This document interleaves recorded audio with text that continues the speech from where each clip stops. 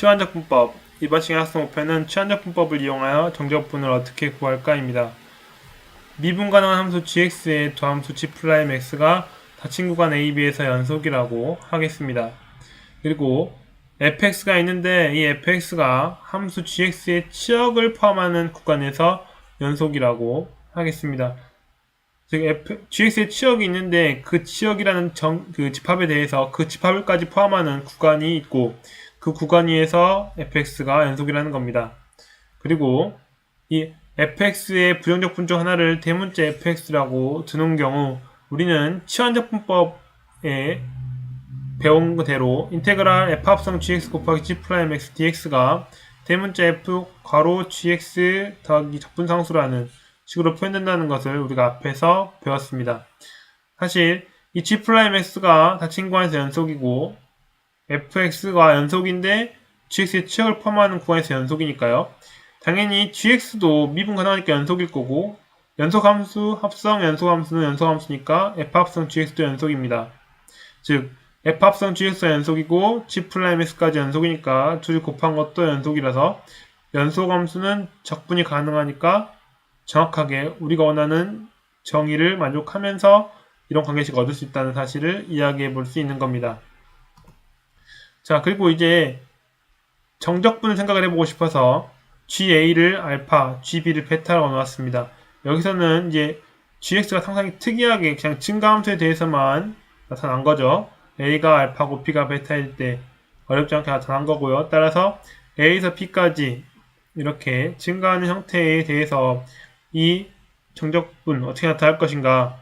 그런데 미적분학의 기본 정리에 따르면 이 대문자 f합성 gx에다가 a에서 b까지 차이를 생각을 하는 거고 대입해서 나타나는 식이잖아요.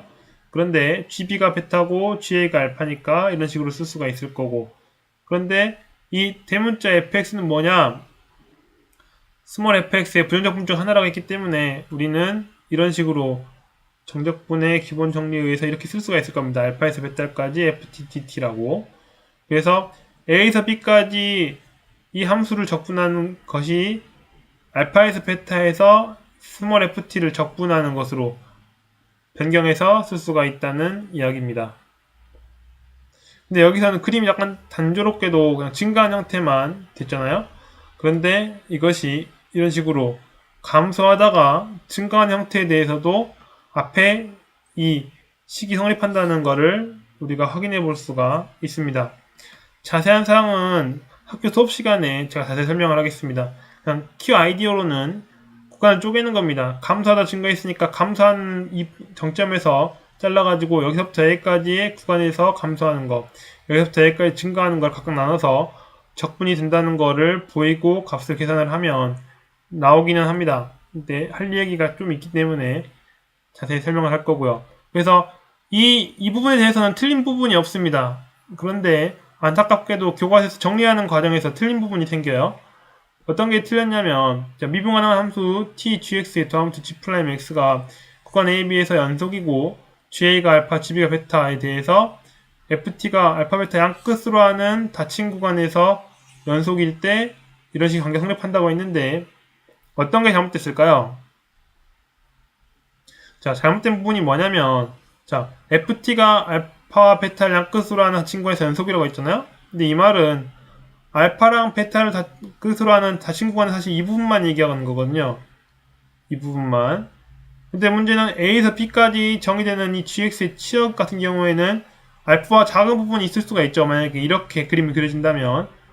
이렇게 아래로 블록한 그림에서는 알파, 베타의 닫힌 구간에 대해서만 FT가 연속이라고 하면 문제가 생기는 겁니다.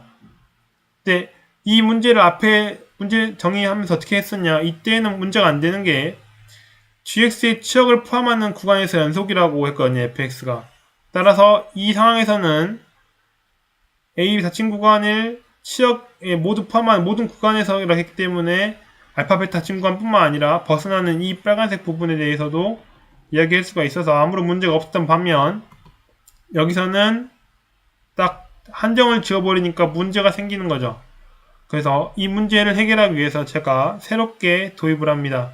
미분 가능한 증가함수 혹은 감소함수에 대해서만 t를 gx라고 두고 얘기를 하는 겁니다. 그래서 더함 수치 프라임 x가 다친 구간 AB에서 연속이고 이런 식의 관계를 주게 되면 아무런 문제 없이 나타날 수가 있습니다.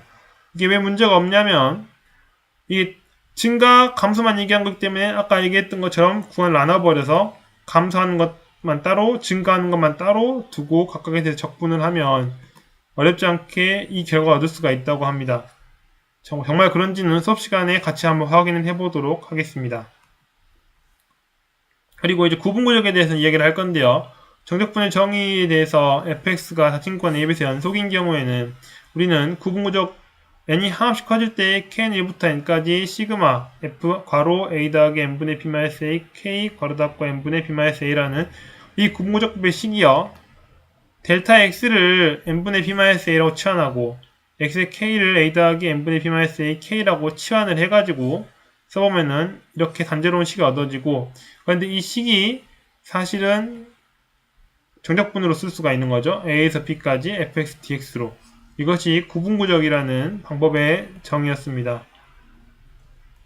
근데 사실 구분구적법을 익숙해지면 사실 치환적분하고 거의 비슷한 생각을 해볼 수가 있죠. 그래서 여러분이 이 구분구적법도 익숙해져야 될 겁니다.